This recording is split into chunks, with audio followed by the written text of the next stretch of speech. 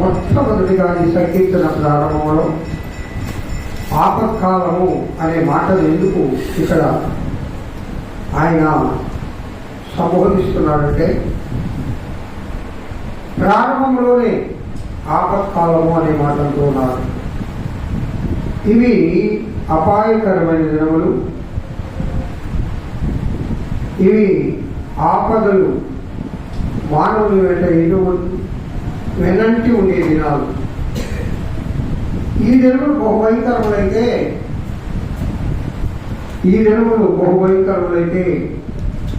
ఆ దినాలలోనే దావీదు మహారాజు ఇలాంటి ఆపదలను చాలా ఎదుర్కొన్నాడు.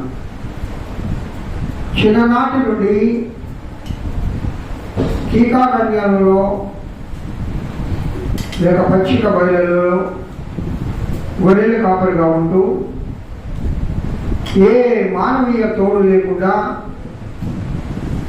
ఏ మానవులు లేకుండా ఆ గొర్రెలతోనే సహవాసం చేస్తూ క్రూర మృగములు,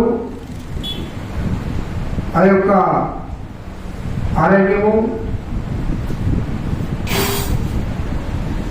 పరిస్థితులన్నీ కూడా ప్రతికూలంగా ఉంటూ ఉన్నాయి. ఆ ప్రతికూల పరిస్థితులలో ఆ దేవదేవుడు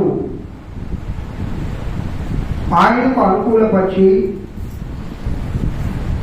ఎలుగు బట్టి వచ్చినా కాపాడాడు, సింహం వచ్చినా దాన్ని 2 పాయలుగా చేయడానికి శక్తినిచ్చాడు. ప్రతి పరిస్థితి యందు కూడా దేవుడు తోడుగా ఉంటూ ఉన్నాడు. ప్రియ దేవుడు బిడ్డారా, కాబట్టి ఆపత్కాలమందు ఆయన నమ్ముకొనదగిన దేవుడు అనేది ఇక్కడ చూస్తున్నాను. అల్లె చెప్పండి ఒకసారి. దావీదు జీవితంలో అలా ఉంటే ఒకసారి మన జీవితాలు పరిశీలన చేసుకుందాం. వ్యక్తిగతంగా నీ జీవితంలో గడిచిన కాలాలలో అపాయకరమైన, శోధనకరమైన, అనారోగ్యకరమైన ఆపత్కాల దినముల యందు ఆ దేవదేవుడు నీ వెనంటి ఉండి నేను ఏ విధంగా ఆయన కాచి కాపాడాడో స్వయంగా నువ్వు ఎరుగుదు. కాబట్టి ఇప్పుడు మనసారా మనం చెప్పాలి, ఆపత్కాలమందు నమ్ముకునదగిన దేవుడు ఎవడు? చెప్పండి. మన దేవుడు ఆపద వచ్చినప్పుడు నమ్ముకోవాలి. ఈ లోకంలో స్నేహితులు ఉంటే కష్టం ఉన్నప్పుడు ఒక్క స్నేహితుడు కూడా దగ్గరికి రాడు. ఆపద కలిగినప్పుడు నేనున్నాను నీకని సహాయం చేసేవాళ్ళు ఎవ్వరూ ఉండరు. మానవీయ నైజం ఏంటంటే, ఎవరైనా సంతోషంగా, ఆనందంగా, సమృద్ధిగా కుటుంబం సాగుతూ ఉంటే వాళ్ళకున్నంతమంది బంధువులు మరి ఎవరికి ఉండరు. రామన్ గడి అంటారు చూడండి, రామన్ గడిగా అంటే ఆ ఇంటికి వచ్చేపోయే వాళ్ళకి కారణం ఏంటంటే ఆ గృహంలో సమృద్ధి ఉంది, తినడానికి బాగా తిండి ఉంటుంది, వాళ్ళు బాగా ప్రేమ కలిగిన వాళ్ళు అనేది వస్తారు. కానీ అదే కుటుంబం ఒకప్పుడు నువ్వు వెళ్ళి ఆనందించిన కుటుంబం, సంతోషించిన కుటుంబం, నేను ఆనందించిన కుటుంబం ఈ దినము ఇబ్బందులు పాలై ఉంటే ఆ కుటుంబం ఇగో నా కాళ్ళు ఎగడం లేదయ్యా, నా కాళ్ళు ఎగడం లేదు. ఎందుకు లేకపోతే నీ కాళ్ళ తినడానికి అయితే, పరిగెట్టడానికి అయితే నీ కాళ్ళు లేస్తుంది. కానీ ఆ కష్టాల్లో ఉన్నారు, ఆపదల్లో ఉన్నారు, వాటిని ఆదుకోవాలి అనే ఆ మనస్సు నీకుంటే కాళ్ళు లేస్తుంది. ఎవరు కూడా వెళ్ళరు. అదే ఇంత పక్క ఇంట్లో చుట్టుపక్కల వాళ్ళు నిన్నమ్మడు దాకా ఇంటికి ఈ మొత్తం జనాలు వస్తున్నారు. ఇప్పుడు ఒక్కడు కూడా రాలేదు. ఎందుకు వస్తాడు? అక్కడ సమృద్ధి లేదు, అక్కడ ఆపద ఉంది, అక్కడ ఏడుపులు పెడబొబ్బలు ఉన్నాయి ఆ కుటుంబంలో. ఒకప్పటి లాంటి సంగీత సంతోషాలు ఎప్పుడు చూసినా ఇంటిలో టీవీ మోగుతా ఉంటుంది. చిన్నపిల్లలు పెద్ద పిల్లలు బయటకు వచ్చేవాళ్ళు లోపలికి పోయేవాళ్ళు. ఎప్పుడు చూసినా సంతోషం సంతోషం సంతోషం. ఇప్పుడు దుఃఖం ఉంటే ఒక్కడు. అయితే ప్రియా దేవుడు బిడ్డారా, నా ప్రభువు చెప్తున్నాడు, నా ప్రియుడైన యేసయ్య చెప్తున్నాడు, నా ప్రియుడైన యేసయ్య అంటున్నాడు కదా, ఆపద నీకు వచ్చిందా, నేను నీకు తోడుగా ఉన్నాను. కష్టం నీకు కలిగిందా, నేను నీకు తోడుగా ఉన్నాను. శోధనలో నువ్వు ఉన్నావా, నేను ఆ శోధన నుంచి నీకు విడిపిస్తా. వ్యాధిలో నువ్వు ఉన్నావా, ఆ నీ వ్యాధిని నేను భరించి నీకు విడుదల కలిగిస్తా. నీకు నేను తోడుగా ఉండేవాడను. పరిశుద్ధ స్థలంలో నుండి ఇక్కడ ఆయన మాట్లాడిన మంచి మాట ఏంటంటే, పరిశుద్ధ స్థలంలో నుండి ఆయన నీకు ఉత్తరమిచ్చునుగాక. స్తోత్రం చెప్పండి ఒకసారి, హల్లెలూయా చెప్పండి మరొకసారి. తప్పకుండా కొడుతూ దేవుడు మహిమపరచండి. ఎందుకనగా పరిశుద్ధ స్థలంలో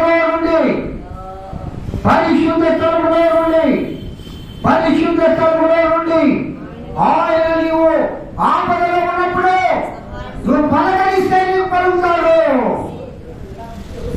నువ్వు పలకరించకపోయినా ఆయన వచ్చి నిన్ను పలకరిస్తాడు.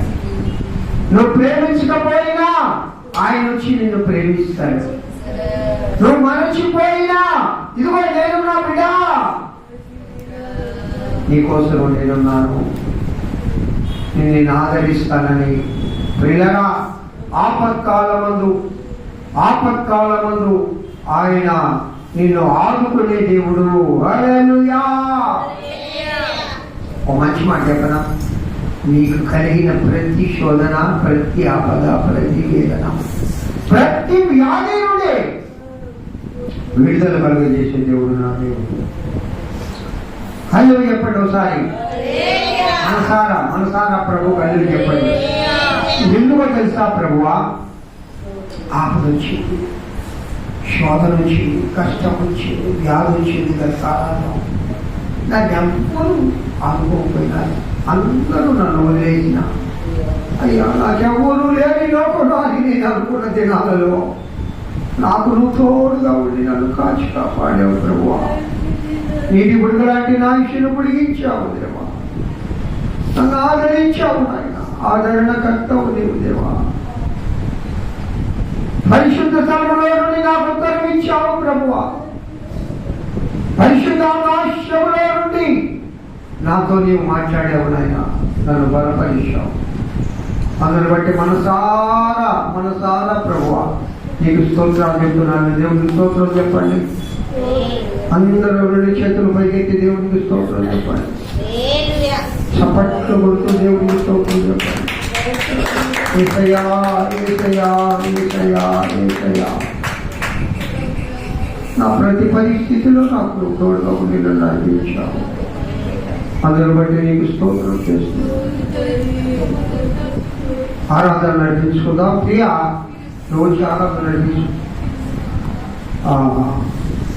ఆరాధనలో అందరూ వీలైన వాళ్ళు పైకి లేచిన వాళ్ళని లేక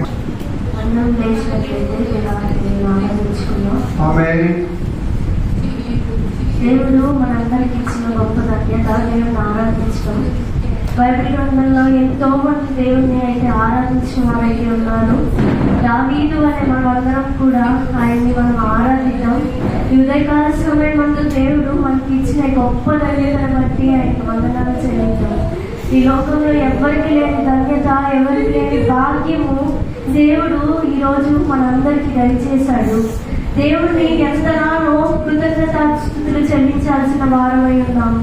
ఈ లోకంలో ఎంతో మంది ఈ లోకంలో బ్రతుకుచుండగా నిన్ను నన్ను మాత్రమే దేవుడు ఏర్పరచుకొని ఇక్కడ చేర్చిన రీతిని బట్టి, ఆయన సన్నిధిలో ఉంచిన రీతిని బట్టి దేవునికి ఎంతైనా మనం రుణస్థులమై ఉన్నాము. కాబట్టి అందరం దేవుని ఒకసారి మహిమపరుద్దాం, ఆయన ఘనమైన నామమును ఆరాధిద్దాం, ఆయన విలువ కలిగిన నామమును ఆరాధిద్దాం. అందరం కలిసి ఆ దేవాది దేవునికి, అయ్యా ఈ లోకంలోనైనా ఎన్నిక లేనిటువంటి వారమైన మమ్మల్ని అందరినీ ఆయన ఎన్నదగిన వారిగా చేసావు, నీకు స్తోత్రములు. మా కోసం ఈ లోకానికి వచ్చి ప్రాణం పెట్టావు దేవా అని ఆయనకి ఆయన మన కోసం చేసిన శిలువ త్యాగం గురించి, శిలువ యాగం గురించి మనం అందరం గుర్తు చేసుకుందాం. ఈ లోకంలో మనుషులందరూ నిన్ను ప్రేమిస్తారేమో, ఈ లోకంలో మనుషులందరూ నీ కోసం ఏవేవో కార్యాలు చేస్తారేమో, కానీ ఏ మనిషి నీ కోసం చనిపోడు. ఒకవేళ ఆ మనిషి నీ కోసం చనిపోతే ఆ మనిషి వల్ల నీకు ఈ రోజు ఏ కార్యము జరగదు.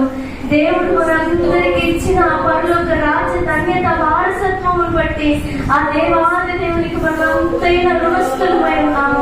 దేవుని ఆరాధిద్దాం, దేవుని స్తుతిద్దాం, ఆయన ఘనమైన నామమును మహిమపరుద్దాం, ఆయన విలువైన నామమును దేవాది దేవుని నిరంతరం పరిశుద్ధులు పరిశుద్ధులు పరిశుద్ధులు పరిశుద్ధులని గాన ప్రతిగానముల చేత ఎంతైనా ఆయన విలువ కలిగిన వాడు కనుక నిరంతరం పరిశుద్ధులని దేవదూతలు కొనియాడబడుతున్నవాడు. కాబట్టి మనమందరం ఎంతటి వారము, ఆ దేవతలందరి ముందు మన ప్రార్థనలు మన ఆరాధనలు ఎంతటి వారము. కాబట్టి మనమందరం ఆ దేవాది దేవుని ఆరాధిస్తాం. రాజాని సన్నిధిలో నేనుంటానయ్యా, మనసారా ఆరాధిస్తూ బ్రతికేస్తానయ్యా. రాజాని సన్నిధిలో నేనుంటానయ్యా, మనసారా ఆరాధిస్తూ బ్రతికేస్తానయ్యా. నేనుండాలేనయ్యా, నే బ్రతకాలేనయ్యా, నేనుండాలేనయ్యా, నే బ్రతకాలేనయ్యా. నిన్నే లేకుండా నేనుండాలేనయ్యా, నిన్నే లేకుండా నే బ్రతకాలేనయ్యా. రాజాని సన్నిధిలో నేనుంటానయ్యా, మనసారా ఆరాధిస్తూ బ్రతికేస్తానయ్యా. రాజాని సన్నిధిలో నేనుంటానయ్యా, మనసారా ఆరాధిస్తూ బ్రతికేస్తానయ్యా.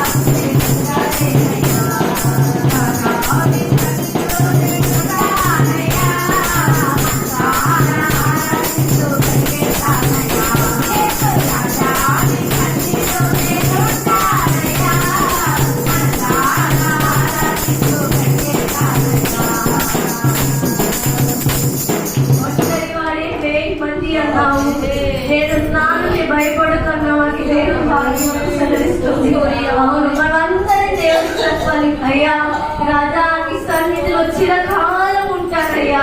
దావీదైతే దేవుడికి చెప్పాడు, అయ్యా నీ సన్నిధిలో చిరకాలం యెహోవా మందిరంలో నేను ఆనందించాలి, నేను నివసించాలని దేవుడు దావీదైతే దేవుడితో మనవి చేసుకున్నాడు, విజ్ఞాపన చేసుకున్నాడు. మనందరం ఉన్నాం కదా, ఆ దేవాది దేవుడికి మాట అయ్యా నీ సన్నిధానంలో సంపూర్ణ సంతోషం ఉందయ్యా. ఒక్కడిని 1000 మందిగా పిలిచిన దేవుడు నీవయ్యా. అయ్యా నేను భయపడగలను సెలవిచ్చిన దేవుడు నీకు స్తోత్రములని మనంతా దేవాది దేవునికి మనం ఎంతైనా రుణస్థులమై ఉన్నాము కనుక ఆయన ఎక్కడో ఉన్న దావీదును చూసిన దేవుడు, ఎక్కడో చెట్టు కింద ఉన్న దావీదును చూసిన దేవుడు ఈ రోజు మనందరినీ చూడడా.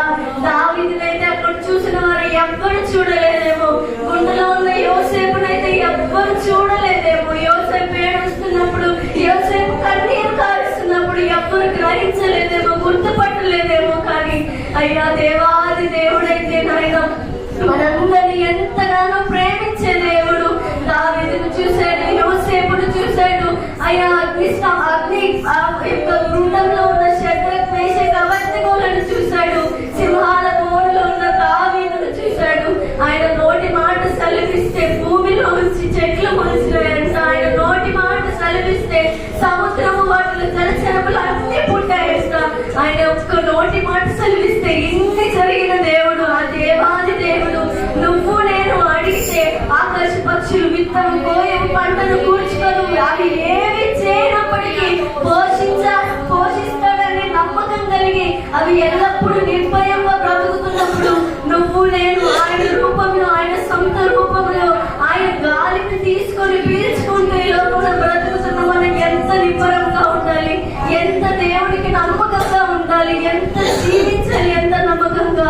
మనం అందరం ఆయనకి చెప్తాం, అయ్యా నీ సన్నిధిలో జీవిత కాలం, మా జీవితాంతము చిరకాలం నీ సన్నిధిలో ఉంటామయ్యా. అయ్యా నువ్వు ఉన్నావు, నేనున్నాను భయపడకని సెలవిచ్చిన దేవుడు, నేనున్నాను భయపడకు దిగులు పడకని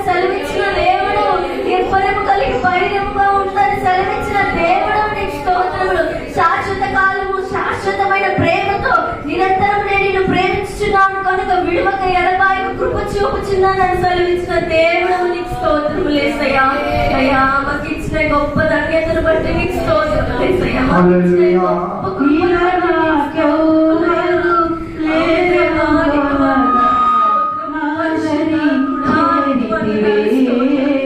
అయ్యా ఈ లోకంలో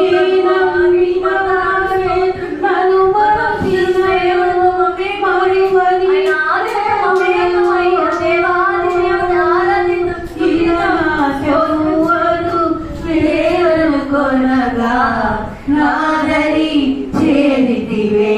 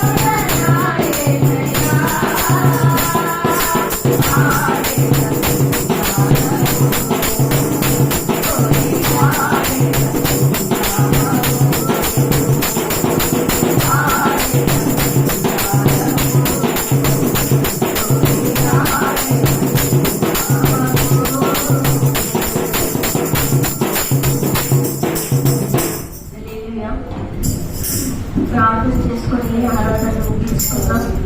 మహాపరిశుద్ధుడా యేసయ్యా, నీకు వందనాలు, స్తోత్రములు తండ్రి. అయ్యా, ఆకాశం నందున్న దేవుడు కనుక నీకు స్తోత్రములు తండ్రి. అయ్యా, మమ్మల్ని అందరినీ ఈ విధంగా చేర్చిన అయ్యా ఇదిగో తండ్రికి ఘనమైన నామం ఆరాధించడానికి మాకు ఇచ్చిన కృపను బట్టి నీకు స్తోత్రములు చెల్లిస్తున్నాను దేవా. అయ్యా, ఇదిగో తండ్రి, అయ్యా నీ సన్నిధిలో నిరంతరం ఉండే కృపను మాకు దయచేయండి అయ్యా. అయ్యా, దేవుడు కనుక నీకు స్తోత్రములు చెల్లిస్తున్నాను తండ్రి. పరిశుద్ధాత్ముడా, ఆరాధన అంతటిని ప్రభువా కేవలం నీకు మాత్రమే సమర్పిస్తున్నాము తండ్రి. అయ్యా, ఇదిగో దేవా, ఈ లోకంలోనైనా అయ్యా నీకోసం నమ్మకంగా యథార్థంగా బ్రతికే వారంగా నీకు ఇష్టమైన పాత్రలుగా నీ సన్నిధిలో వచ్చిన కాలం ఉండే కృపను మా అందరికీ దయచేయమని అడుగుతున్నాను.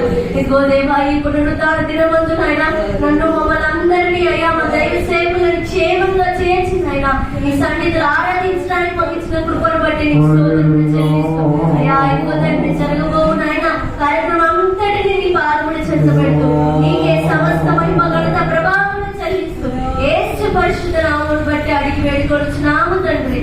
ఆమేన్. మంచిదమ్మా, థ్యాంక్ యూ అమ్మా.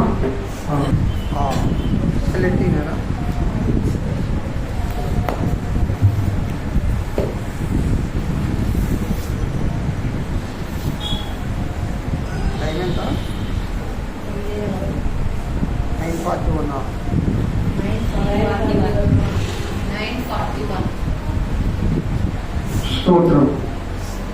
మీ అందరికీ ప్రభు యేసుక్రీస్తు నామమున పేరిట వందనాలు. 10 గంటలకి ఆరాధన ముగించాలి అనుకున్నాను. ఒక 10 నిమిషాల్లో ఖచ్చితంగా ముగించేసుకుందాం. ఎందుకంటే ఎండ తీవ్రత ఎక్కువగా ఉంది. 8 నుండి 10 గంటలు అంటే 8:30 స్టార్ట్ చేశారు కాబట్టి 10:30 లోపే మనం ఆరాధన ముగించుకుందాం. 44, 45 ఆ విధంగా ఎండలు రాస్తున్నాయి. కాబట్టి ఉదయకాలమే వచ్చి ప్రభువుని ఆరాధించి మన పనులు మనం క్లియర్ చేసుకోవచ్చు. గమనం చేయండి, జూన్ నెల వరకు ఇలాగనే జరిగించబడతాయి. అందరం కూడా ఆరాధనలో సహకరిద్దాం, దైవాన్ని సహకరించి ఆరాధనలో పాల్గొన్నాం. హల్లెలూయా. పిల్లరా, మన ప్రభు అయిన యేసుక్రీస్తు నామమున పేరిట మీ అందరికీ వందనాలు. పునరుద్ధాన ఆశీర్వాదములు ఆ దేవుడు మీపై నిండుగా ప్రమోదించుగాక. ఆయన సింహాసనము నుండి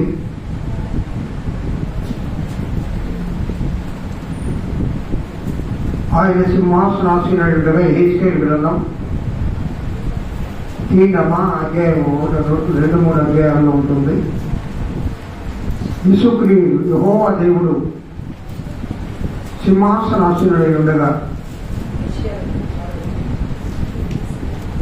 ఆ సింహాసనాసీనుడైన ఆ గడప యొద్ద నుండి నీళ్లు పారుతూ ఉంటాయి. ఆ సింహాసనాసీనుడైన దేవుని ముందర ప్రకటన గ్రంథంలో చెప్పబడిన రీతిగా 24 మంది ప్రజలు ఆ దేవునికి నమస్కారం చేస్తూ దేవుని ఆరాధిస్తూ ఉంటారు. 4 వైపులా 4 మృగాలు ఉంటాయి. ఆ దేవదూతలు 2 రెక్కలతో చాపి 2 రెక్కలతో కాళ్ళు కప్పుకొని 2 రెక్కలతో పైకి ఎగురుతూ 6 రెక్కలు కలిగిన దేవదూతలు అక్కడ మనకు కనబడతాయి. ఆ దేవదేవుని ఆరాధిస్తూ ఉంటారు. ఆయన ఆరాధిస్తూ ఉన్నప్పుడు ఒక నదీ ప్రవాహం ఆయన సింహాసనము నుండి ఒక నదీ ప్రవాహం జలములు పారుతూ ఉంటాయి. ఒకసారి చదవగలరమ్మా? ఎన్నో అధ్యాయం చెప్పి నాకు అర్థాలు లేవు, అందువల్ల నా అర్థాలు నేను చూడలు పెడతాను కనబడి చదవమ్మా. మొదటి రెక్కలు చాచి నేను చూస్తుండగా చదువమ్మా, డౌట్ 10వ అధ్యాయం. నేను చెప్పిన అంశాలుగా లేవా? చదువు. నేను చూచుచుండగా కెరూబులకు పైగానున్న ఆకాశ మండలము వంటి దానిలో నీలకాంతమయమైన సింహాసనము ఒకటి అప్పడెను. అప్పుడు అవిసనార బట్ట ధరించుకుని వానితో యెహోవా, కెరూబు క్రిందనున్న చక్రముల మధ్యకు పోయి కెరూబుల మధ్యనున్న నిప్పులు చేతుల నిండా తీసుకొని పట్టణము మీద చల్లుమని సెలవీయగా, నేను చూచుచున్నంతలో అతడు లోపలికి పోయాను. అతడు లోపలికి పోగా కెరూబులు మందిరపు కుడి ప్రక్కను నిలిచి ఉండెను, మరియు మేఘము లోపలి ఆవరణమును కమ్మి ఉండెను. యెహోవా మహిమ కెరూబుల పై నుండి ఆరోహణమై మందిరపు గడప దగ్గర దిగి నిలిచెను, మరియు మందిరము మేఘముతో నిండి ఉండెను. ఆవరణమును యెహోవా తేజ మహిమతో నిండినదాయను. దేవుడైన సర్వశక్తుడు పడుకున్నట్లుగా కెరూబుల రెక్కల చప్పుడు బయట ఆవరణమునకు వినబడెను. కెరూబుల మధ్య నుండి చక్రముల దగ్గర నుండి అగ్ని తీసుకొనమని ఆయన అవిసనార బట్ట ధరించుకుని వానికి ఆజ్ఞేయగా, అతడు లోపలికి పోయి చక్రము దగ్గర నిలిచెను. కెరూబులలో ఒకడు కెరూబుల మధ్య ఉన్న అగ్ని వైపు చేయి చాపి నిప్పులు తీసి అవిసనార బట్ట ధరించుకొని వాని చేతిలో నుంచగా అతడు అవి పట్టుకొని బయలుదేరెను. అంతలో కెరూబుల రెక్కల క్రింద మానవ హస్త రూపం ఒకటి కనబడెను. నేను చూచుచుండగా ఒక్కొక్క కెరూబు దగ్గర ఒక్కొక్క చక్రము చొప్పున 4 చక్రములు కనబడెను. ఆ చక్రములు రక్తవర్ణపు రాతితో చేయబడినట్లుండెను. ఆ 4 చక్రములు ఏకరీతిగా నుండి ఒక్కొక్క చక్రములోగా మరి ఒక చక్రమున్నట్లుగా కనబడెను. అవి జరుగుచుండగా 4 వైపులు జరుగుచున్నట్లుండెను. వెనుకకు తిరగక జరుగుచుండెను. తల ఏ తట్టు తిరుగునో అవి ఆ తట్టే దాని వెంట పోవుచుండెను. వెనుకకు తిరగక జరుగుతుండెను. చాలుమా.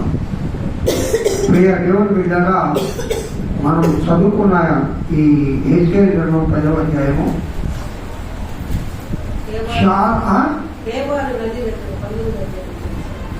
నేను ఇది చెప్పింది అది కూడా ఉండదేమో. ఈ హెజ్కేలు గ్రంథంలో 3వ అధ్యాయం నుండి 12వ అధ్యాయం వరకు చాలా నిగూఢమైన సంగతులు పరిశుద్ధాత్మ దేవుడు హెజ్కేలు ద్వారా మాట్లాడతాడు. ఇక్కడ సింహాసనం ఉంది. ఆ సింహాసనానికి ఎన్ని చక్రాలు ఉన్నాయంట? 4 చక్రాలు ఉన్నాయి. కెరూబులు ఉన్నాయి. ఆ కెరూబుల ధ్వని, ఆ శబ్దం అనగా ఇక్కడ కెరూబులు చప్పట్లు కొడుతూ ఉన్నాయి తమ రెక్కలతో. ఆ కెరూబుల ధ్వని బయటకు అంటే దేవుడి సింహాసనం ఎక్కడుంది? పరిశుద్ధ ఆలయంలో ఉంది. ఇక్కడ ఆవరణము, పరిశుద్ధ స్థలము, అతి పరిశుద్ధ స్థలం. ఈ నమూనా ప్రత్యక్ష గుడారానికి పోలి ఉన్నది. మోషేకు దేవుడు, నేను నివసించాలి మోషే, నువ్వు ఒక మందిరాన్ని కట్టు అన్నాడు. అది ఏమన్నాడు?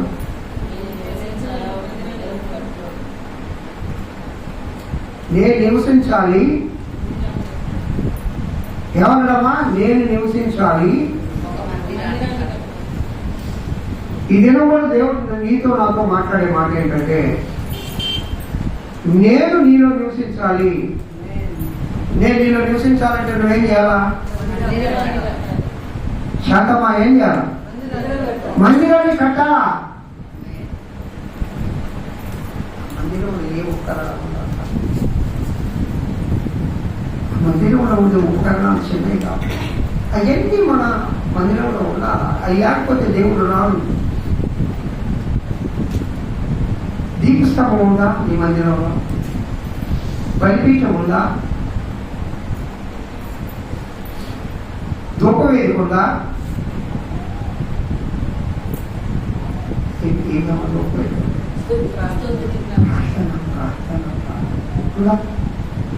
మరి దేవుడు వచ్చి నిలబడాలంటే అతి పరిశుద్ధత ఉండాలి కదమ్మా. అతి పరిశుద్ధంగా ఉండాలి ఈ మందిరం. మోషే నేను నివసించాలంటే నాకు ఒక మందిరం కావాలి. ఈ దినం ప్రభువు ప్రత్యేకించమా నీతో నాతో మాట్లాడుతున్నాడు. నేను నివసించాలి, నువ్వేం చేయాలా?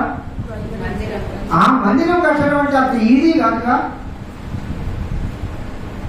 అది దేవుడు ఏ కొలతలు చెప్పాడో, దేవుడు ఏ ఉపకరణములు వాడమన్నాడో, దేవుడు ఏ విధంగా కట్టమన్నాడో ఆ విధంగా కట్టాలా. అది దేవుడి మందిరం ఉంది. అలా చెప్పండి.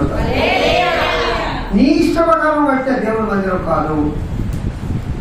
నేను మన శరీరమే దేవుని ఆలయం అనే అంశం ఈ దినం. ఈ శరీరం ఏంటి? దేవుడు నీతో ప్రత్యేకించి మాట్లాడుతున్నాడు ఈ పునరుద్ధారణలో. ప్రియ దేవుని బిడ్డ, నేను నీలో నివసించాలి. నువ్వు ఒక మందిరాన్ని అంటే ఇప్పుడు దాకా నివసించడం లేదయ్యా, లేదు.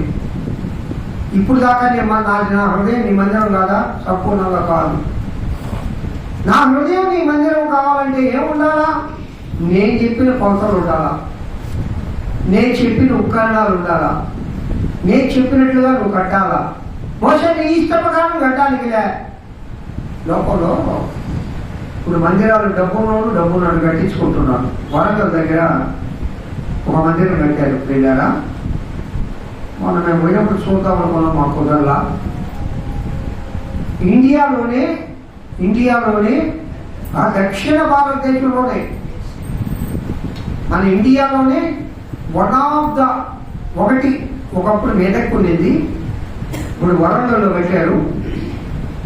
ఎన్ని వేల కోట్ల రూపాయలు అయ్యో తెలియదు, అన్ని వేల కోట్ల రూపాయల మందిరం అది.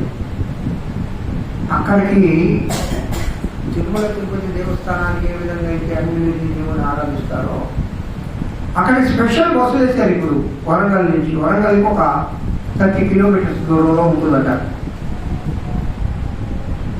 అక్కడికి స్పెషల్ బస్సులు ప్రతిరోజు ఆరాధన జరుగుతూనే ఉంటుంది, ఒక్క ఆదివారమే కాదు. ఆ మందిరం ఏ విధంగా కట్టారంటే మోషేకు దేవుడు ఏ విధంగా మందిరాన్ని కట్టమన్నాడో ఆ విధంగా మందిరాన్ని కట్టాడు. అయితే అతి పరిశుద్ధ స్థలం యేసుక్రీస్తు వచ్చిన తర్వాత పరిశుద్ధ స్థలం అతి పరిశుద్ధ స్థలం వేరైపోయిందిగమ్మా. కలిసిపోయిందా లేదా? కలిసిపోయింది కదమ్మా, మధ్యలో తినిగిపోలా. అయితే అతి పరిశుద్ధ స్థలం ఒకటే ఉంది. పుల్పీటు, అక్కడ బలిపీఠం, అక్కడ మందసం, అక్కడ చెరువులు, అక్కడ దీపస్తంభం, ధూపవేదిక, ఒక్కొక్క స్తంభం దగ్గర ఒక్కొక్కటి ఉంటుంది. ప్రత్యక్ష గుడారంలో ఉన్న ఉపకరణంలో పైన రాసి దాని ప్రత్యేకత రాసి అక్కడ ఉపకరణం ఉంటుంది.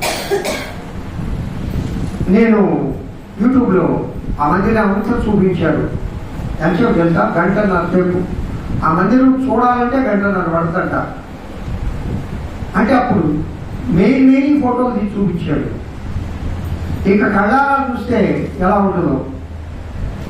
నేను అంటాను, దేవుడు అలాంటి మందిరాన్ని కోరుకోవడం లేదు అంటే కట్టొద్దని చెప్పడంలే.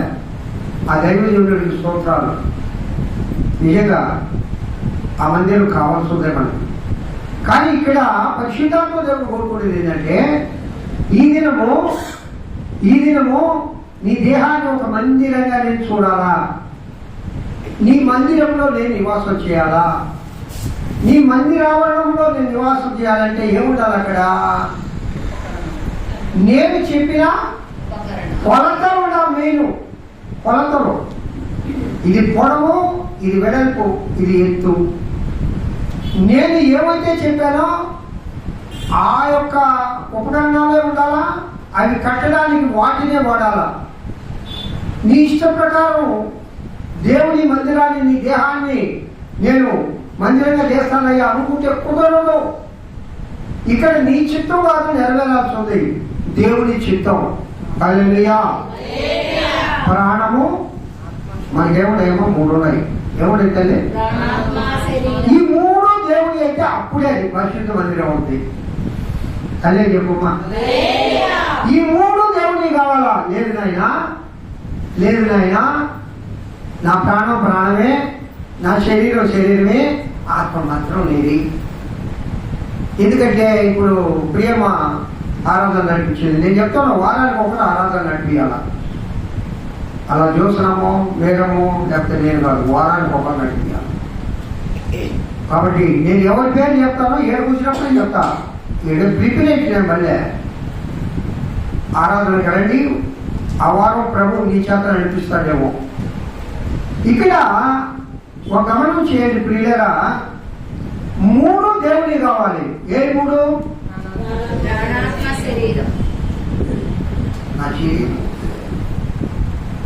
నా శరీరం ఏ కార్యాలు నెరవేర్చాలంటే శరీర కార్యాలు నెరవేర్చాలి కదా. ఆత్మ అయితే ఆత్మ కార్యాలు నెరవేర్స్తుంది. ఇట్లా క్రైస్తవులు బయలుదేరేది జనాల్లో. ఆదివారం ఆత్మకార్యం, సోమవారం నుండి శనివారం దాకా శరీర కార్యం. దేవుడు స్తోత్రం చెప్పడం ఒకసారి. మీరు ఏమనుకోవద్దు, నేను ఉన్న విషయం ఉన్నట్టు మాట్లాడతా.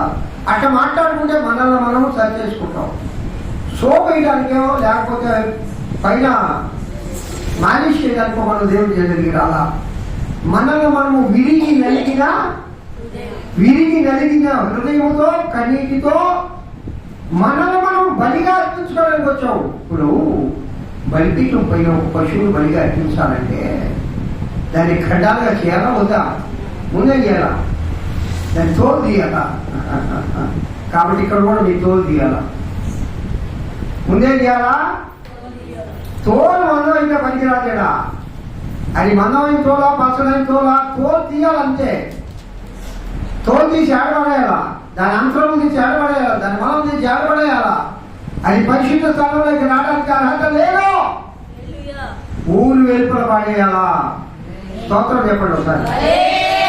దేవుడి మందిరంలో బలిపీఠం పైన బలి పశువులు అర్పించాలంటే ఇక్కడ వచ్చేదో సోగ్గా కూర్చొని మామూలుగా దేవుని ఆరాధన చేసి చెమట పట్టకుండా ఏసీ రూమ్లో ఉండి పోవడం అది ఆరాధన అనిపిదో.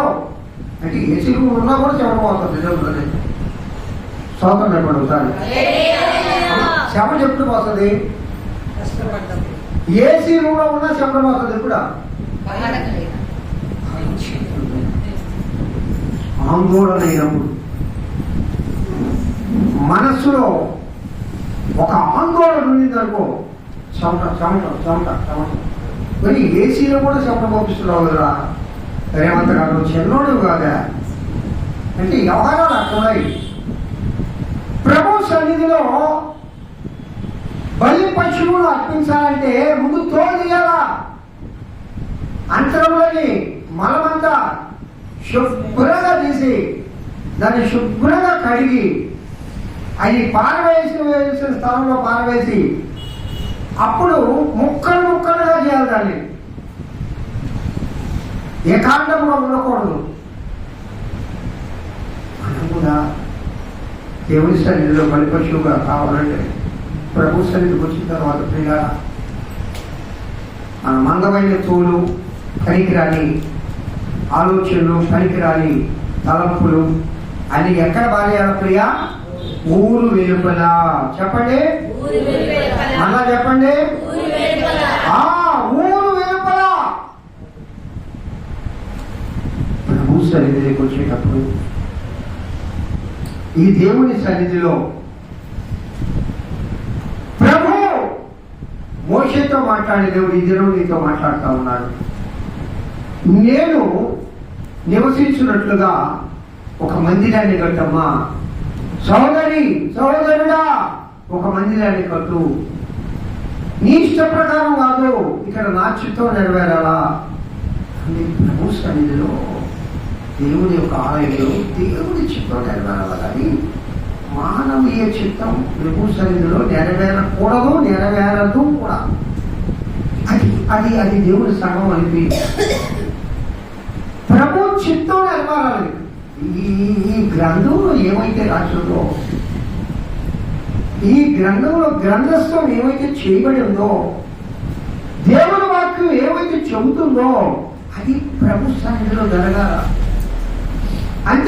ఇక్కడ ఆ కమిటీ పెద్ద చిరంజీవి, ఆయన ఒక ఆయన ఇంకో పెద్ద, అలా ఇంకో పెద్దమ్మ, అవన్నీ ఇలా కాడ పెద్దరికాలు, పెద్దలు, పదవులు ప్రభు సన్నిధిలో ఎక్కడైనా దేవుడి గ్రంథంలో గ్రంథస్థం చేయబడిందేమో చెప్పండి నాకు. ఎందుకో చెప్పంటారా? దేవుని మందిరము మోసే నువ్వు కట్టాలి అన్నప్పుడు నేను చెప్పిన రీతిగా నువ్వు కట్టాలి. హల్లెలూయా. కారణం ఎందుకో? నేను నివసించాలి కాబట్టి. దేవుడు నివసించే మందిరము నువ్వు మారాలంటే దేవుని చిత్తానుకూలంగా నువ్వు కట్టబడాలి. హల్లెలూయా, హల్లెలూయా. ఈ కట్టడము చక్కనిదై ఉండాలి. ఈ కట్టడము మూడు భాగాలుగా ఉండాలి. ఈ కట్టడంలో ఉన్న ఉపకరణములన్నీ కూడా దేవుని చిత్తానుకూలంగా ఆయన చెప్పిన విధంగా చేయబడాలి. ఆ పొడవింత, వెడల్పింత, ఎత్తింత అది ఏ రేపుతో పొదగబడాలి? బంగారు రేపుతో పొదగబడాలి. అక్కడ బంగారం తప్ప మరి ఏది కనబడకూడదు పరిశుద్ధ సన్నిధిలో. హల్లెలూయా చెప్పండి ఒకసారి. బంగారం అంటే ఏంటి? బంగారం అంటే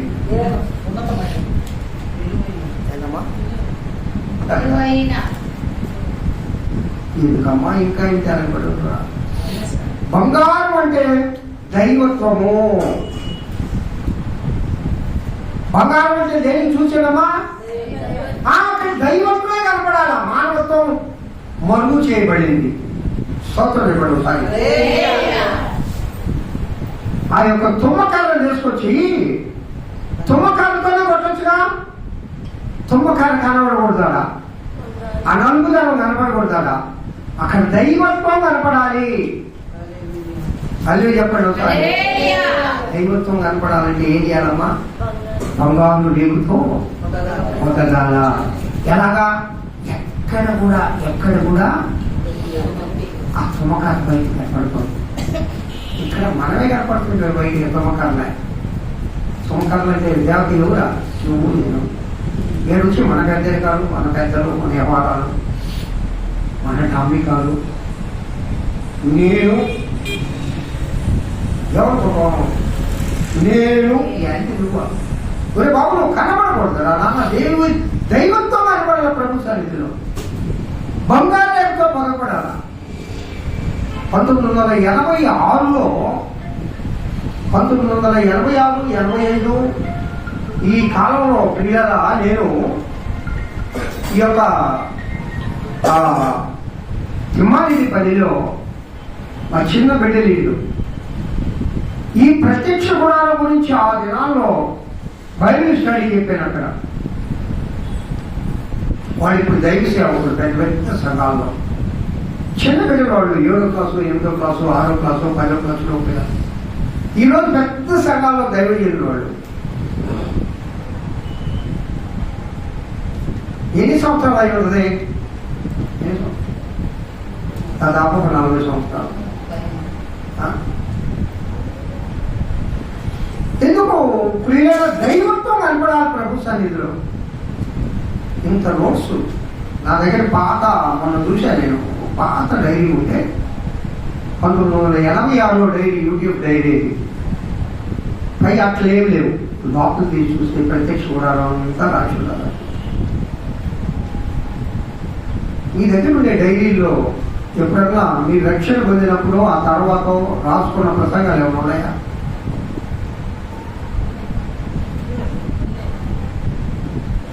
నువ్వు రక్షణ పొందినప్పుడు, నువ్వు సండే స్కూల్ జరిపినప్పుడు అవి ఉండాలా.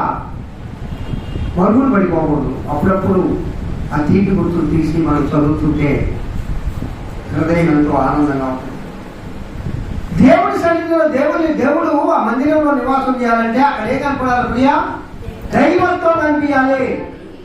స్తోత్రం చేయండి. మానవత్వం మరుగు చేయబడాలా. ఇక్కడ అర్థం ఉందమ్మా. ఇక్కడ ఆగి కొంచెం మనం ఆలోచన చేసేది ఏంటంటే దేవుడు మన మందిరంలో నివాసం చేయాలంటే మానవత్వమే కనబడకూడదు. అది ఎట్లా కనపడకూడదంటే కనపడకూడదయ్యా. ఎప్పుడు కనపడదంటే అది దైవత్వము చేత మరుగు చేయబడాలి. హల్లెలూయా. ఇందాక మనం చదివినప్పుడు ఆ మందిరము మహిమతో నింపబడింది అని రాయబడింది. దేంతో నింపబడిందంటమ్మా? ఎప్పుడు మహిమతో నింపడంతో చెప్పంటారా? కెరూబులు 2 రెక్కలతో ఎగురుతూ 2 రెక్కలతో పాదాలను ముఖాన్ని కప్పుకుంటూ, ముఖం కూడా బాగా గమనం చేయండి. ఇక్కడ కెరూబు అనగా ఇక్కడ మానవత్వము, నీవు నేను దేవుణ్ణి ఆరాధించాలి. దేవుని మహిమ ఈ మందిరంలో, నా మందిరంలో, నీ మందిరంలో, నీ హృదయం అనే మందిరంలో కనబడాలంటే మన ముఖాలను మరుగు చేసుకోవాలి. నీ ముఖం ఇక్కడ కనబడకూడదు, నీ పాదాలు ఇక్కడ కనబడకూడదు, నువ్వు భూమి మీద ఉండకూడదు, నువ్వు ఎగురుతూ ఉండాలి, ఎగిరి అనుభవం ఉండాలి. స్తోత్రం చెప్పండమ్మా. మరొక మాట చెప్పండమ్మా. ఎగురుతూ ఎగిరే అనుభవం ఉండాలి. పరిశుద్ధాత్మలో ఈరాడే అనుభవం ఉండాలి. చీలమండలంలో తనుభవం కాదు, మోకాళ్ళలో తనుభవం కాదు, నడుములో తనుభవం కాదు, అమ్మా భుజాలలో తనుభవం కాదు, ఇంకా ఏ అనుభవం? ఇదే అనుభవం. Very good. ఎగిరే అనుభవం. ఇక్కడ నీళ్ళల్లో ఇదే అనుభవం. మహిమ మందిరంలో నింపబడాలంటే ఈ అనుభవాలు కూడా నడవాలి. నా ముఖం చూపిస్తాను, నా మానవత్వం చూపిస్తాను, నేను అని దేవుని మందిరంలో. దేవుని మందిరం అంటే ఎవరో కాదు, ఈ మందిరం గురించి చెప్పడం నేను. నీవు నీవు నీవు అని చెప్పడం ఒకసారి. ఈ మందిర ప్రస్తావన నేను చెప్పడం లేదు. నీవు, నీ హృదయము, హృదయమే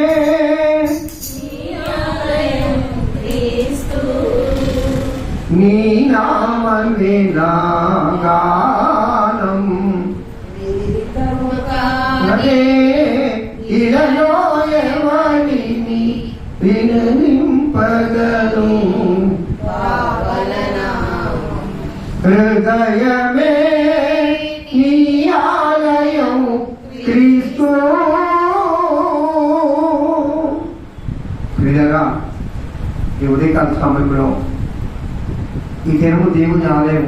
ప్రభువా, నా హృదయం నీ ఆలయం నైనా, నా మందిరంలో నీ నివాసం చేయనైనా చెప్పగలవా? పదమా, నా హృదయం నీ దేవాలయం నైనా, నేను నీ మందిరంలో నివసించాలి. నా కోసము నీవు నిర్మాణం చేయి, అప్పుడు నివసిస్తాను. ఉత్తగా వచ్చి దేవా నా హృదయంలో నివసించబడే దేవుడు నివసించడు. దాంట్లో కొంత నిర్మాణం జరగాలి, దాంట్లో కొంత పని జరగాల. మొట్టమొదటిది మానవత్వం అనేది కనబడకూడదు. మీకు బాగా అర్థమయ్యేదని చెప్తామన్నా నేను. ఏ కనపడకూడదమ్మా? మన హృదయంలో ఏమో కనపడకూడదు. మానవత్వం అంటే ఏంటి? మానవత్వం అంటే ఏంటి? మానవుడు అంటేనే శరీర కార్యాలు. శరీర కార్యాలు ఏంటని చెప్పాము మొన్న? ఆత్మీయ ఒక ఫలాలు ఎన్ని చెప్పాము? 9. ఈ 17లో 1-2 కనపడకపోతే ఎట్ట పార్చగారా? 1-2 ఉందా? సంపూర్ణత యాడుంటుంది. నేను చెప్పేది ఏంటంటే 1, 2, 3, 4 కనపడ్డా వాటిని తీసేసుకోవడానికి ప్రయత్నం చేయాలా. ఒక పట్టణం ఉంది, ఆ పట్టణం చుట్టూ ప్రాకారం ఉంది. ఆ పట్టణంలోకి పోవాలి. ఆ పట్టణంలో పోవాలంటే ఆ రాజు ఏం చెప్పాడంటే, మీకు ఎవరైతే నా పట్టణంలోకి రావాలనుకుంటున్నారో నేను అనుమతిస్తున్నాను. అమ్మా, నేను అనుమతిస్తున్నాను. ఎవరైతే నా పట్టణ ప్రాకారాన్ని ఎగిరి దూకి లోపలికి వస్తారో వాళ్ళు మాత్రమే నా పట్టణంలో నేను సైనికులుగా చేర్చుకుంటాను. అంటే సైన్యాన్ని ఏర్పాటు చేయడానికి ఆయన ఒక పరీక్ష పెట్టాడట. ఆ ప్రాకారం ఎగిరి దూకి రావాలా. చాలా మంది పోయారు, నాలాంటి వాడు అందరూ దూకాలని. దూకుతాను ప్రయత్నం. ఒక అతనట ఇలాంటి రేవుతో, అంటే మా బంటిగా లాంటి వాడు 2 రోజులు గ్రౌండ్ పోతాడు, 3 రోజులు ఇంట్లో ఉండుకుంటాడు.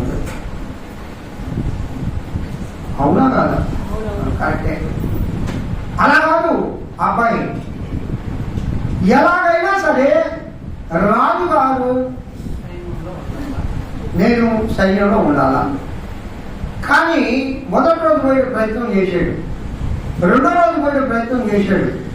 ఒక్కొక్కరు వచ్చిన రోజే ఇంటికి వెళ్ళిపోతా ఉన్నారు, ఒక్కొక్కరు దూకలేక 2 రోజులు నుంచి 3 రోజులు ఇంటికి పోతున్నారు. లోపల పోతున్నారు, ఇంటికి పోయి ఇంటికి పోతున్నాడు. వీడు మాత్రం పట్టువలన వీరులాగా ప్రతిరోజు ప్రాక్టీస్ మేబీ పర్ఫెక్ట్ అని ప్రతిరోజు వచ్చి ప్రయత్నం చేస్తానే ఉన్నాడు. ఇక రేపు దినంతో క్లోజ్ అయిపోతా ఆఫరు. ఇప్పుడు దసరా ఆఫరు, ఉగాది ఆఫర్లో మనం సెలవు చూస్తుంటే ఆఫర్ ఏమన్నా పెట్టుకుందామా మేడం ఆఫర్ ఉంటుందయ్యా, ఆఫర్ ఏందో ఆఫరం. ఈ ఆఫర్లతోనే చచ్చిపోతున్నాం, అప్పులు పాలైపోయి ఈఎంఐలు పెట్టుకోండి. ఈ ఆఫర్లు ఎప్పుడు అయిపోతా బిడ్డలకు పాపం. దాదాపు అప్పటికే 10 దినాలు అయిపోయింది, క్లోజింగ్ అవర్ వచ్చేస్తా ఉంది. అయినా కూడా నిరుత్సాహపడకుండా ఆ దినం తన అనుకుని సాధించాడు. సపరేట్ కొట్టండి. అలాగే మనలో ఉండి శరీర కార్యాలు తీసేసుకోవాలంటే అంత ఈజీ మంత్రము చెప్పచ్చు. నాలా కూర్చొని బహు చక్కగా ప్రసంగాలు చేయొచ్చు. ఈ శరీర కార్యాలన్నీ తీసుకోవడం అంత ఈజీగా రాయడం ఈజీగా అనుభవం కొద్ది నీకు ఎంత అనుభవంగా క్రైస్తవులో నీక ఎన్ని ప్రసంగాలు ఇచ్చినట్టు ఎంతమంది పాత్రలు చూసినట్టు అంత ఈజీ కాదు కదా. పరిశుద్ధత ఒక్క రోజులో వచ్చేది పరిశుద్ధత కాదని. పరిశుద్ధత పరిపూర్ణమయ్యేది ఎప్పుడంటే ఆ గడి వచ్చినప్పుడే. అల్లే చెప్పండి ఒకసారి. ఏ గడియా? ఆపరకాలం ముగించిపోతుంది నీ జీవితంలో. అప్పటి వరకు పట్టు వేయకుండా ప్రయత్నం చేస్తున్నాడు. దేవుడు చూసి నిన్ను కరుణిస్తాడు. స్తోత్రం చెప్పండి ఒకసారి. చెప్పండి. అదే నా బిడ్డ ప్రతిదినము ప్రయత్నం చేస్తూనే ఉంది కదా. శ్రమ ఒకసారి నవ్వు, వాళ్ళన్నీ బయట ఉంటుంది. నా బిడ్డ ప్రతిరోజు ఏం చేయాలి ప్రియా? ప్రతిరోజు ప్రయత్నం చేయాలి కదా. అట్టే పెట్టుకుంటే అంటుకొని పోయి గట్టిగా ఉంటాయి రావు. తీసి పడేసింది మళ్ళీ తీసి పడేస్తామంటే ఇది వస్తుంది. అవునా కదా? చెప్పడమ్మా. తీసి పడేసా మళ్ళా వచ్చాడు, మళ్ళా తీసి అప్పుడు ఈజీగా వస్తూ ఉంటుంది. అది శరీర కార్యాలు కూడా మనలో నీ హృదయంలో ఆమెను పేరుకొని పోకూడదు, స్టిప్ అయిపోతాయి. అని తీసేస్తా ఉంటే మళ్ళా రాని మళ్ళా తీసేయి, మళ్ళా రాని మళ్ళా తీసేయి, మళ్ళా రాని మళ్ళా తీసేయి. Perfect practice maybe perfect. Perfectness రావాలంటే ప్రాక్టీస్ ప్రతిరోజు చేయాలి. ఈ శరీర కార్యాలు కాడ నీలో పరిశుద్ధతలో పర్ఫెక్ట్నెస్ రావాలంటే ప్రతి దినము ప్రయత్నమనే చేయాలి కదా. దేవుడు చూస్తాడంటే ఒక రోజు అయ్యే పాస్ గారు అన్నారు, పర్వతాన్ని ఊరిపోతారు చెప్పండి అయ్యా ఆయన ఒక ప్రసంగం చేస్తా. ఆయన అన్నాడు, ప్రతి ఏ ఊర్లో కూడా ఒక చిన్న కొరత ఉండదా చేస్తామా? మరి పర్లవరచన పోయేది ఊరు. నేనేం చెప్తున్నా, పరిపూర్ణులు పరలోక రాజ్యం పోతారు అంటున్నా. మరి నాకు పరిపూర్ణత లేదే. పరలోక రాజ్యం ఊరు పోతారని చెప్పాడు తెలుసా ప్రియులారా. ఆయన వారు పరిశుద్ధతతో మాట్లాడాడు. ప్రతిదినము పరిపూర్ణత కోసము పరితపించే వాళ్ళు పోతారంట. చెప్పండి. పరిపూర్ణత కోసం పరితపించే వాళ్ళని పరితపించడం అంటే అర్థం తెలుసా? కింద పడి బుల్లాడటం, కిందకి పైకి బుల్లాడటంలా. ఏమనే చిన్నప్పుడు మా బాబు బుల్లాడేవాడు. మేము సర్కస్కి పోతే అంతమందిలో ఇసుకులు నాకు గన్న కావాలని ఆ గన్న కొనిచ్చేట డబ్బు లేవు నా కాడ. ఇసుకులో మీరు బుల్లాడేవాడు ఎక్కడో ఒకటి కొనిచ్చాను. అది వేరే విషయం. అంటే పరితపించడం అంటే అది అర్థం. మీరు పరిపూర్ణత సాధించడానికి వాడు సాధించాడా లేదా? నాకు ఆ ధనం లేకపోయినా మిగతా ఖర్చులన్నీ తినడానికి కూడా లేదు. వాడి గల గురించి గమనించు నేను మీరు తినడానికి కూడా లేదు. మరి సాధించాడా లేదా? నీ తండ్రి దగ్గర నువ్వు ఆ విధంగా పరితపిస్తున్నావా? అదే నువ్వు చెప్పండి ఒకసారి. పరితపించాలి ప్రియులారా. అదే కన్నీటితో ప్రార్థన చేయాలి. విరిగి కలిగిన హృదయంతో ప్రార్థన చేయాలి. ప్రభువా ఏంటి దేవా, నేను ఈ మెట్లు ఎక్కలేకపోతున్నా. ఎన్ని మెట్లు ఎక్కాలా? పరిపూర్ణతలో 12 మెట్లు ఉన్నాయి. స్తోత్రం చెప్పండి ఒకసారి. పరిపూర్ణత చెందాలంటే 12 మెట్లు. నాలాంటి 11 మెట్లు ఎక్కాలంట. 12 మెట్లు ఎక్కలేకుండా నాయన మోకాళ్ళు నొప్పులు కదా. ఎక్కలేనంతా ఏమంటాడు భక్తుడు? ఎక్కలేనంతా ఎత్తైన కొండకు ఎక్కించుమో దేవా. అంటే అర్థం ఏంటి? నేను ఎక్కలేనాయన, నా బలం చాలదు, నా శక్తి చాలదు, నేను పనికిలాంటి వాడిని. కానీ బలం కలిగిన వాడు నీవు, శక్తివంతుడు నీవు, ఎక్కించే చెప్పడం నీవు. ఎక్కలేనంత ఎత్తైన కొండకు నన్ను. ఆ ప్రార్థన ఉండాలమ్మా మన దగ్గర. ఆ ప్రార్థన ఉండాలి మన దగ్గర. ఆ సిద్ధపాటు, ఆ పరితపించాలంట. పరిపూర్ణత కోసం పరితపించే వాళ్ళని కొన్ని బలహీనతలు ఉన్నా దేవుడు క్షమించి తీసుకెళ్ళిపోతాడట. ఆయనకి అసాధ్యమైంది ఏందమ్మా? ఏమన్నా ఉందా? బండి కోట్లు దొంగని నిమిషంలో క్షమించాడు దేవుడు. నిమిషంలో పరదేశించాడు. గమనించండి బాగా మీరు. ఆ బండి కోట్లు దొంగకు బాప్తిసం లేదు, ఏం లేదా? ప్రభుత్వం లేదు, సంఘంలో సభ్యత్వం లేదు, ఇంకా లేవా పదవులు లేవు, ఏ రోజు గుడికి పోయినాడు కాదు. అలాంటి అయితే పరదేశించాడు. నీకు నాకు కూడా దేవుడు అన్నీ చెప్పండి సాగే. నిన్ను నన్ను క్షమించడా? నిన్ను నన్ను ఎక్కించడా? ఎక్కడైనా కూడా ఆ పరిపూర్ణతలో 12 మెట్లు ఆ ప్రభువుని ఎక్కిస్తాడా లేదా? నమ్ముకున్నాడు. చెప్పండి గుర్తు. దేవుడు నా ప్రభువు, నా తండ్రి, నా దేవుడు, నా ప్రియుడు, నా కోసం ప్రాణం పెట్టిన నా యేసయ్య, నా యందు ప్రేమ కలిగిన దేవుడు, కరుణామయుడు నా ప్రభువు. నన్ను ఇనుమడు, నన్ను ఎడబాయడు, నన్ను లోపల వదిలిపెట్టాడు. ఆయనతో కూడా నన్ను పరదేశంలో తీసుకువెళ్తాడు. స్తోత్రం. హల్లెలూయా. ప్రియా దేవుని బిడ్డలారా, నేను నివసించాలి నీ మందిరంలో. నేను నివసించాలి నీ మందిరంలో. నా కోసం ఒక మందిరం కట్టు తల్లి, నా కోసం ఒక మందిరం కట్టు సహోదరుడా, నా కోసం ఒక మందిరం కట్టు సహోదరి, నా కోసం ఒక మందిరం కట్టు అమ్మా అని పరిశుద్ధాత్మ దేవుడు పరితపిస్తున్నాడు నీ కోసం. నీ హృదయం అనే దేవాలయంలో ఆ దేవదేవుడు నివసించాలని ఆకాంక్షిస్తూ ఉన్నాడు. కోరిక కలిగి ఉన్నాడు.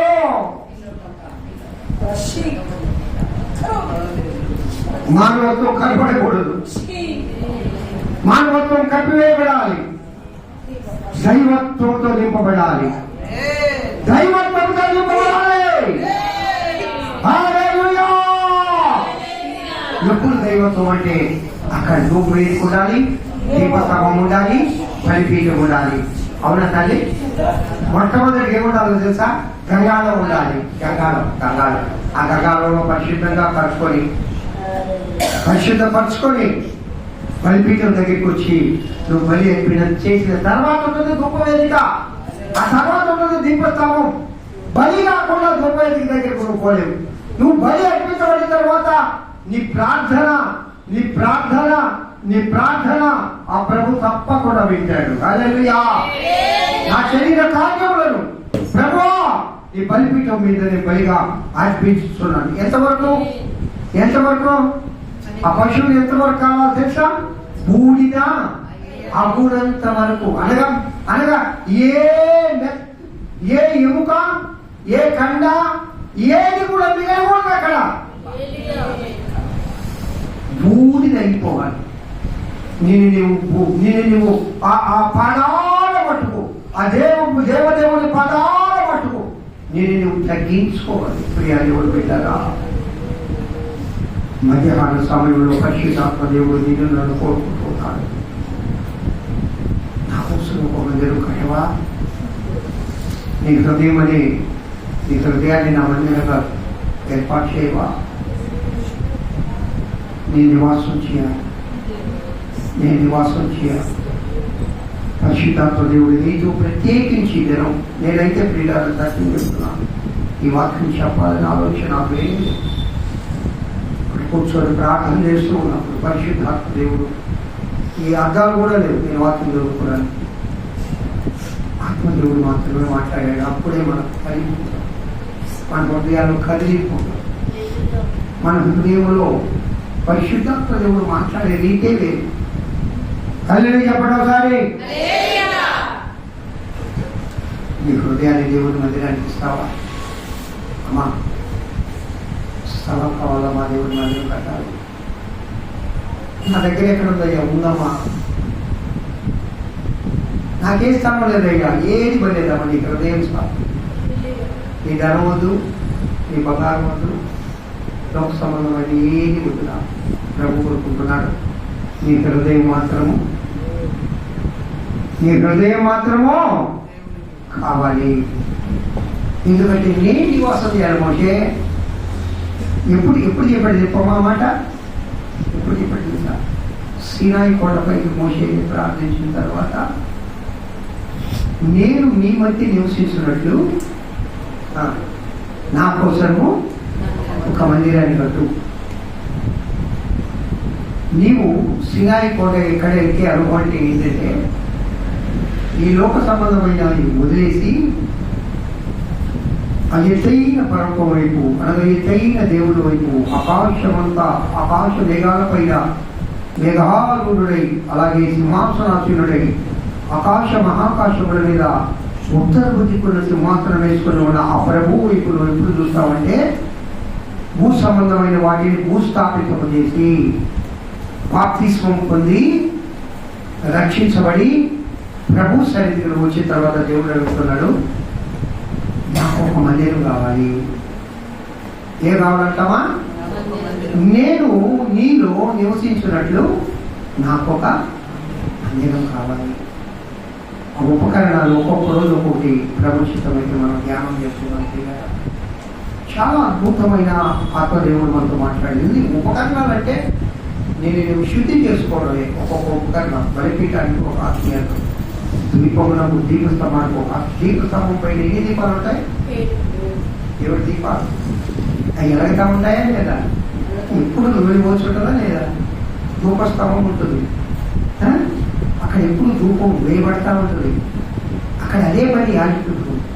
ఆ దీపస్తంభం వెళ్లకుండా, ధూపవేదిక లేకుండా దేవుని మందిరం ఉండకూడదు. నేను ప్రార్థన లేకుండా విశ్వాసిగా చెప్పుకోవడం వేస్ట్. ఇప్పుడు ఏకాగ్రహం చేసి ఒక అర్ధగంట సేప, పగలు ఒక అర్ధగంట సేప, లేదు మధ్యాహ్నం 3 గంటల నుండి ఒక కాదు, 24 hours నువ్వు ఎందుకు ఉండాలి అంటే అర్థమే కదా. నువ్వు నడుస్తున్నా స్తోత్రాలు చెప్పొచ్చు, పని చేస్తున్నా స్తోత్రాలు చెప్పొచ్చు, నువ్వు ఏ పనైనా చేయి. నువ్వు నిద్రపోయేటప్పుడు కూడా అంట పరిశుద్ధాత్మ దేవుడు నీ పక్షాన్ని స్తోత్రాలు చెప్తాడట. అలా చెప్పడం దాన్ని ఎప్పుడు ఆ బాధ్యత పరిశుద్ధాత్మ దేవుడు తీసుకుంటాడంటే, నువ్వు మేల్కొన్నప్పుడు, పనిచేసేటప్పుడు, ఈ 12 గంటల సమయంలో 12 గంటలు నిద్రపోతున్నా, ఎన్ని గంటల? 6 గంటలు. అంటే 24లో 6 పోతే 18 గంటలు. ఆ 18 గంటల సమయంలో నువ్వు దేవుని స్తోత్రిస్తూనే ఉండాలి. ధూపవేదిక, ధూపం వేస్తానే ఉండాలి. అవునండి, మీరు అనుభవించండి. నేను చాలాసార్లు అనుభవిస్తూ ఉన్నా. ఈ ఆత్మ దేవుని ఆత్మతో లింక్ అయితే స్తోత్రాలు చెప్తానే ఉంటుంది. మనకు తెలియదు. నేను మాట్లాడుతూనే ఉంటాను, నేను ప్రసంగం చేస్తూనే ఉంటాను, లేకపోతే నేను ఇంకొక మాట్లాడుతూ ఉంటాను, లేదు నేను స్కూల్లో పాఠాలు చెప్తూనే ఉంటాను, లేదు మీ పని మీరు చేస్తూనే ఉంటాను. ఈ ఆత్మ మాత్రము పరిశుద్ధాత్మకుడు ఇంకా ఈ స్తోత్రాలు చెప్తానే ఉంటుంది. అనుభవం రండి ప్రియులారా, అనుభవం నా బిడ్డలందరూ వచ్చుదురు కాక. అలాంటి కృప నా దేవుడైనా నా ప్రియుడ చేస్తే అందరికీ దయచేయను కాక. గొప్ప వేదిక ఉండాలి, గొప్ప వేదిక. అసలు అది అసలు ప్రార్థన అంటే స్తోత్రం చెప్పండి సార్. చివరిగా ప్రభుడుతున్నాడు, నా కోసం నేను నీలో నివసించినట్లుగా ఒక మందిరాన్ని కడతావా? ఒక మందిరాన్ని కడతావా? కడతాను ప్రభు అన్నాడు. దేవుడు స్తోత్రం చెప్పండి. దేవుని స్తోత్రం చెప్పండి. ప్రభు నా హృదయాన్ని నీ మందిరముగా కడతాను నాన్న అన్నాడు. దేవుని స్తోత్రం చెప్పండి. ఆ మాట అనండి, ఆ మాట పలకండి. ప్రభు నా హృదయాన్ని నీ మందిరముగా కడతాను నాయన. నా హృదయ మందిరములో నీవు నివసించు దేవా. కావలసిన ఉపకరణాలు దయచేయి నాయన. మానవత్వం కనబడకూడదు నాన్న, దైవత్వం ఉండాలి ప్రభువా. హృదయమే నీ ఆలయం క్రీస్తు, నీ నామమే నా ప్రాణం. హృదయము దేవుని ఆలయం. మహోన్నతుడా స్తోత్రాలు తండ్రి. చేత బిడ్డలందరితో మీరు మాట్లాడినందుకు స్తోత్రాలు. ప్రతి ఒక్కరి హృదయములలో మీరు నివసించండి. ప్రతి ఒక్కరి హృదయములలో మీరు నివసించండి. కావలసిన ఉపకరణములు ఒక్కొక్కటిగా ఒక్కొక్కటిగా ఒక్కొక్కటిగా ఒక్కొక్కటిగా మీరు దయచేయండి ప్రభువా. వీళ్ళందరితో మాట్లాడినందుకు స్తోత్రాలు. ఈ దీవెనలతో, ఆశీర్వాదాలతో, కృపలతో ప్రతి బిడ్డను నింపమని ఇంతవరకు మా ఒక్కొక్కరితో మాట్లాడిన పరిశుద్ధాత్మ దేవా స్తుతి స్తోత్రములు చెల్లిస్తూ యేసు నామమున వేడుకొంచున్నాను తండ్రి. Praise the lord. అందరికీ వందనాలమ్మా. స్తోత్రాలు.